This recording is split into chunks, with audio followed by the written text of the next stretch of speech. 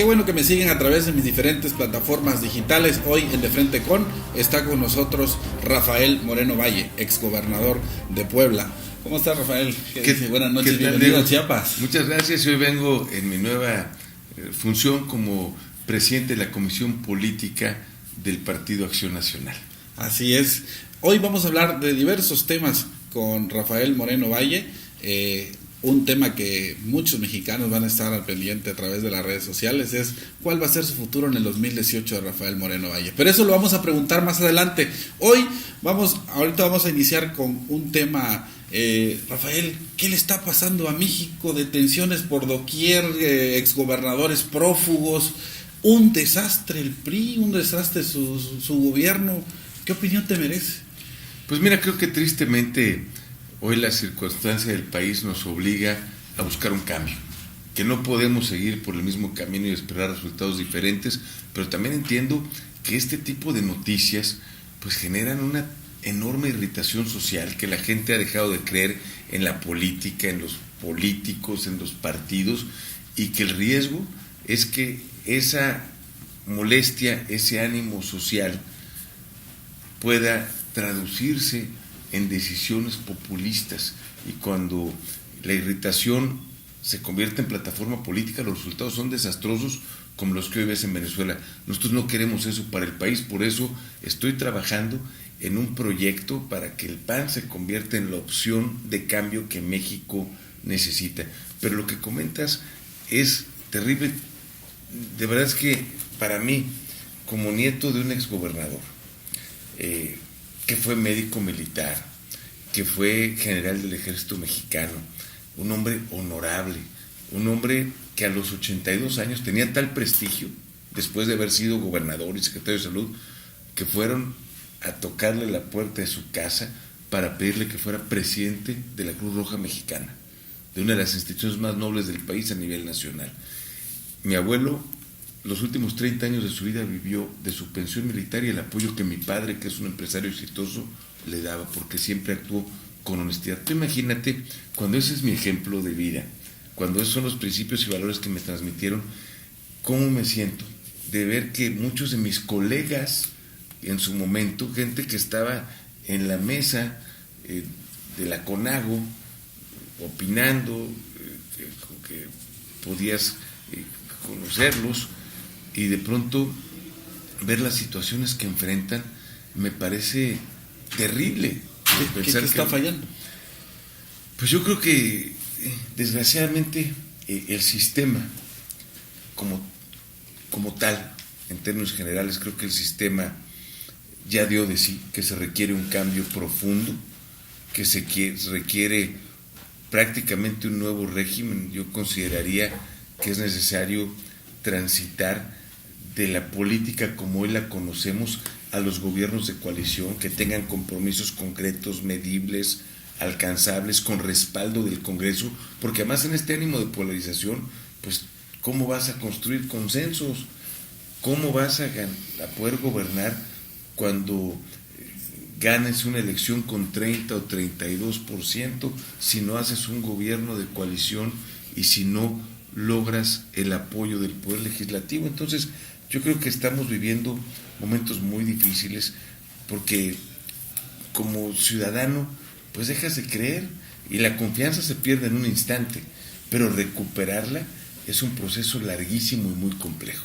Eso debe de ser para los ciudadanos una buena tarea, un buen ejercicio, que ellos se den cuenta antes de emitir su voto, porque tenemos de todo.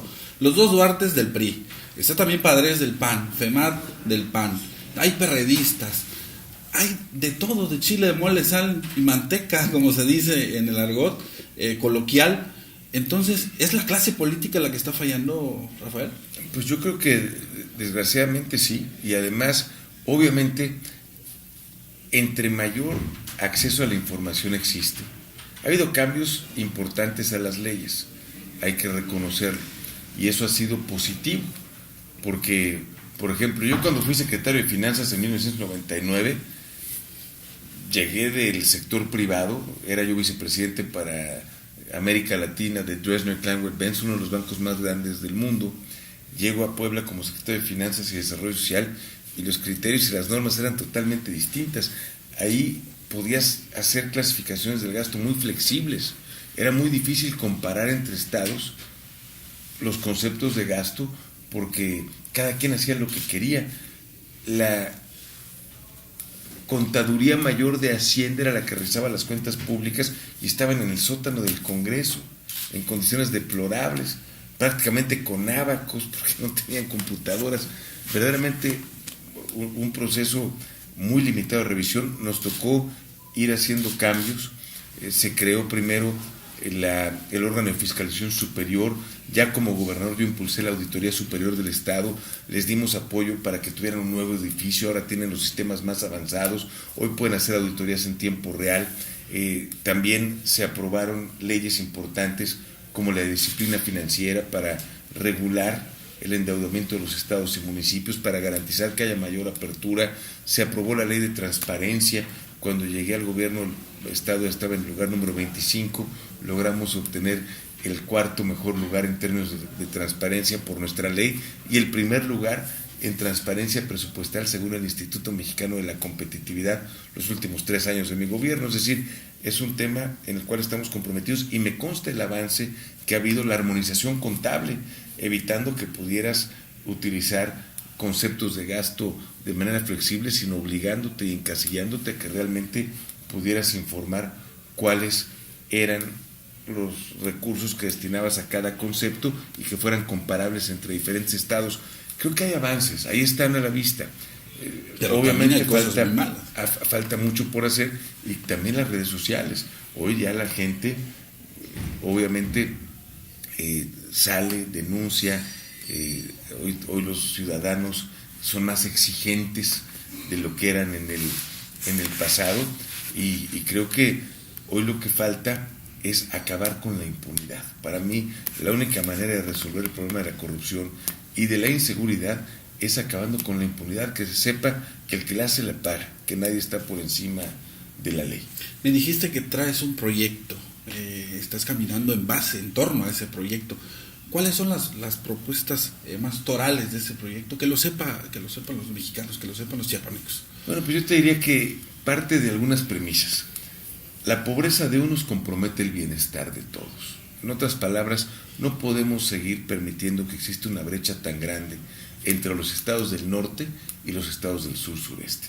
Si tú ves el PIB o el ingreso per cápita, o el ingreso promedio en Nuevo León y lo comparas con el de Chiapas, pues parece que hablas de dos países diferentes, no que es el mismo país. Eso no es aceptable.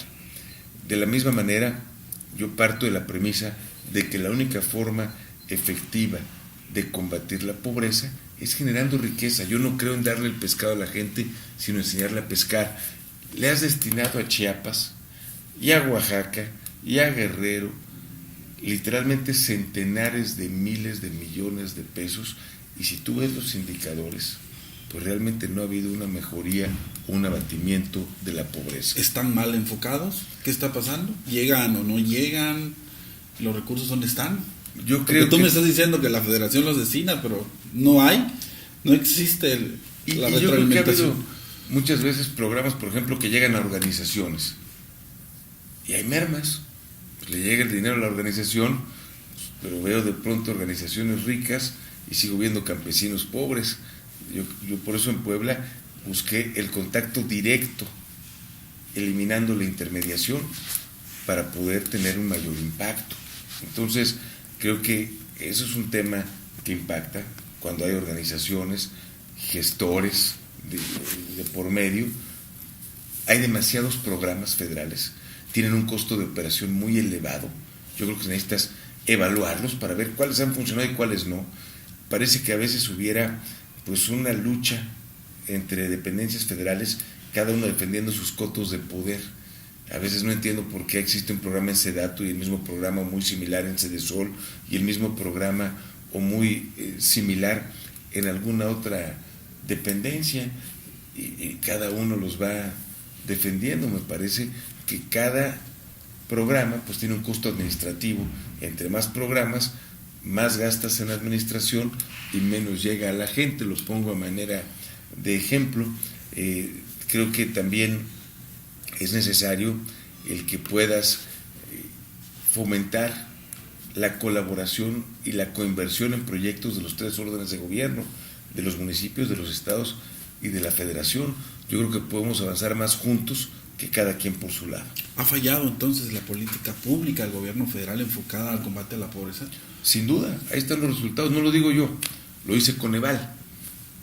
Y creo que básicamente una de las cuestiones que a mí me da mucho orgullo es que cuando fui gobernador de Puebla, según Coneval, mejoramos en los 7 indicadores que miden la pobreza. Y en 4 de esos 7, Puebla fue el primer lugar a nivel nacional en avance. Y con respecto a la evaluación que hacen las Naciones Unidas, Puebla fue el primer lugar a nivel nacional en la mejoría del índice de desarrollo humano. Tu libro, Rafael, La Fuerza del Cambio. La Fuerza del Cambio no es un eslogan político, ¿verdad? No, realmente es una convicción de que debemos cambiar y que para lograr ese cambio se requiere fortaleza, se requiere experiencia. Obviamente en Puebla pues me conocen y saben lo que hice como gobernador, y afortunadamente si tú vas a Puebla y preguntas por mi trabajo, pues mayoritariamente te van a decir que hicimos bien las cosas. Y además los indicadores autónomos e independientes todos demuestran que hubo un avance muy significativo durante mi gestión. Y aparte hubo una continuidad del PAN, ¿no? Tony Sí, Gali es un panista. Así es, pero además creo que, y le decía yo a algún colega, digo el pecado, pero no el nombre, y le decía, oye, pues a ti te gusta ir a otros estados para que te aplaudan porque ahí no te conocen. El reto es que los que te conocen te aplaudan y los que te conocen te reconozcan. Eres profeta en tu tierra. Sí, claro, Eres profeta en tu tierra. Afortunadamente. Y es algo que me da mucha satisfacción. Pero más allá de eso, pues yo entiendo que la mayor parte del país no me conocen. Entonces, si de pronto Rafael Moreno Valle hubiera llegado con las propuestas, la ruta del cambio para México, con un diagnóstico muy bien elaborado, con una serie de propuestas para lograr el cambio en este país, seguramente hubieran dicho, bueno, ¿y este quién es? Por eso consideré que el primer paso era darme a conocer, y lo hice con este libro en donde hablo de mis orígenes, es decir, quiénes fueron mis bisabuelos, maternos y paternos, quiénes fueron mis abuelos. Ya te comentaba que mi abuelo pues fue senador, fue gobernador, fue secretario de salud, fue presidente de la Cruz Roja, general del Ejército, director del Hospital Militar, fundador de la Sociedad Mexicana de Ortopedia, un médico muy prestigiado y reconocido, un charro muy galardonado y también muy reconocido a nivel nacional. Y en este sentido, pues comentarte que para mí esos principios, esos valores y ese ejemplo fueron importantes. Mi padre es un empresario muy exitoso, pero también, además de invertir en el país y generar empleos en México, es un filántropo. Destina una gran parte de su tiempo y recursos a apoyar las causas más nobles. Fue fundador de la Fundación Reintegra, que, como sabes, a los primodelincuentes de escasos recursos los ayuda con dinero para pagar la fianza, luego los capacita y los reintegra a la sociedad. Fue presidente de la Fundación de la Universidad Nacional Autónoma de México durante 6 años, recibió el reconocimiento de la medalla al mérito universitario por parte del rector Graue. Lo acompañaron a la ceremonia el exrector Narro, el exrector Juan Ramón de la Fuente, el exrector Sarucán, es decir, realmente es reconocido por su filantropía. Actualmente es presidente de la Fundación Gonzalo Río Arronte. Entonces hablo de mi padre, de sus negocios, de su experiencia, de su crecimiento profesional.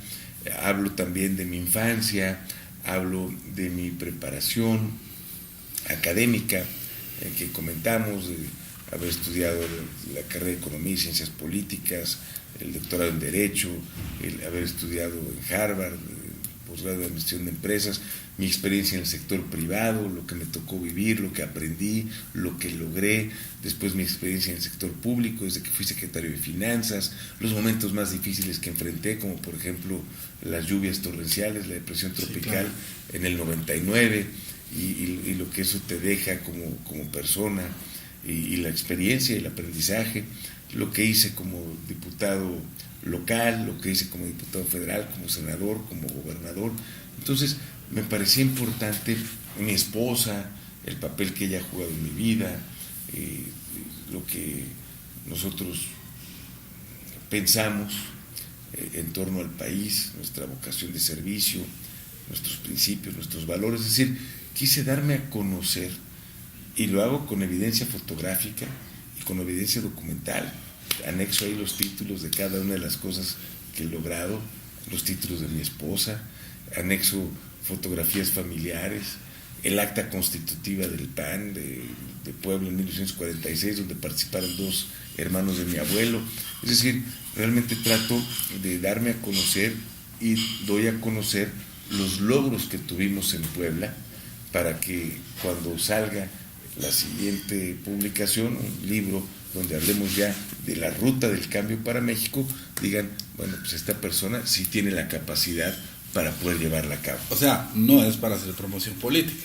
No es para, obviamente, para darnos a conocer y para mostrar nuestra experiencia, nuestra capacidad, la visión que tenemos, la forma en que implementamos políticas públicas, las soluciones que encontramos a los retos que enfrentamos, y por supuesto será el preludio para un siguiente libro donde ya estemos hablando realmente del país que tenemos y el país que queremos y la ruta del cambio para poder construirlo.